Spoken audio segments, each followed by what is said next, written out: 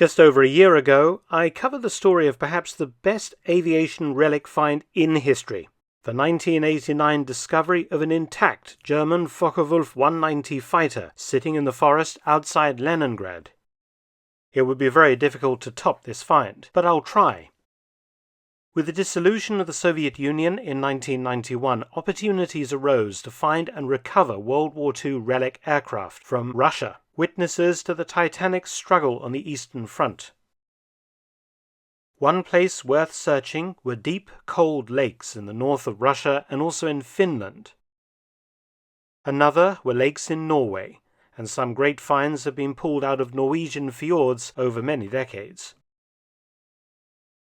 This is the story of the loss and recovery of a rare Messerschmitt Bf 109 fighter from a lake near Murmansk. It is almost as complete and amazing as that Focke-Wulf 190 from way back in 1989. On the 4th of April 1942, Oberleutnant Wolf-Dieter Widewitz, a decorated ace with 36 victories, took off on an escort mission flying a Messerschmitt Bf 109 E7, designated Red 6. He was based at Petsamo on the Finnish-Soviet border with Jägergeschwader 5. This particular aircraft had an interesting career. Entering Luftwaffe service in September 1939 as an earlier variant, it had flown during the Battle of France and the Battle of Britain before being upgraded to E7 variant and transferred to the Eastern Front. Near Petsamo, Widewitz and 3 other 109s clashed with 4 Soviet Lend-Lease Hawker Hurricane fighters. A dogfight immediately ensued. One Soviet Hurricane managed to get behind Widewitz and hit his engine with machine gun rounds. Red 6 was crippled and Widewitz had to land immediately. He dived down and made a wheels-up crash landing on the icy surface of Lake Schugoljava. The German pilot was unhurt and quickly exited the plane and walked as quick as he could to the shoreline. Widewitz was lucky. The weight of the plane cracked the ice just as he reached the shore, and the 109 quickly slipped into the dark waters of the lake. Widewitz made it safely to German lines, but he was killed in action the following year. Fast forward 61 years, and the Messerschmitt 109 was salvaged by a British firm, led by Jim Pearce, one of the most successful warbird recovery specialists of recent times.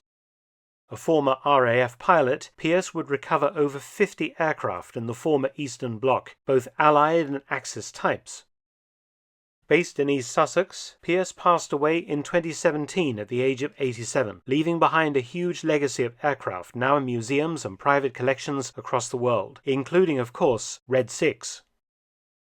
So, in 2003, after a difficult operation, the Messerschmitt 109 emerged from a Russian lake in a remarkable state of preservation, as these photographs attest. This was because the cold water in the lake is largely free of organisms that degrade wrecked aircraft. Incredibly, the undercarriage could still support the weight of the airframe. The engine was removed from the recovery phase, the rest of the aircraft brought to the surface separately. After several years in England, Pearce sold the aircraft on to a company in Texas, and it now resides at the Planes of Fame Museum in Chino, California. There is some talk of the aircraft actually being restored to flying condition, which is indeed what happened to that Focke-Wulf 190 found near Leningrad.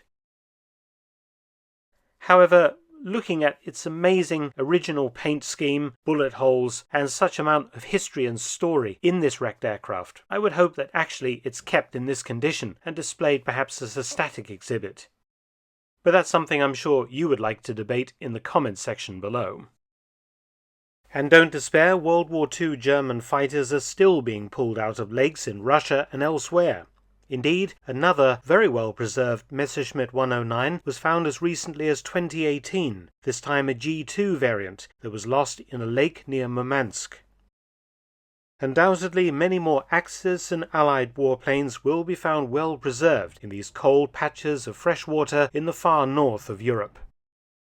Many thanks for watching. Please subscribe and share, and also visit my audiobook channel, War Stories with Mark Felton.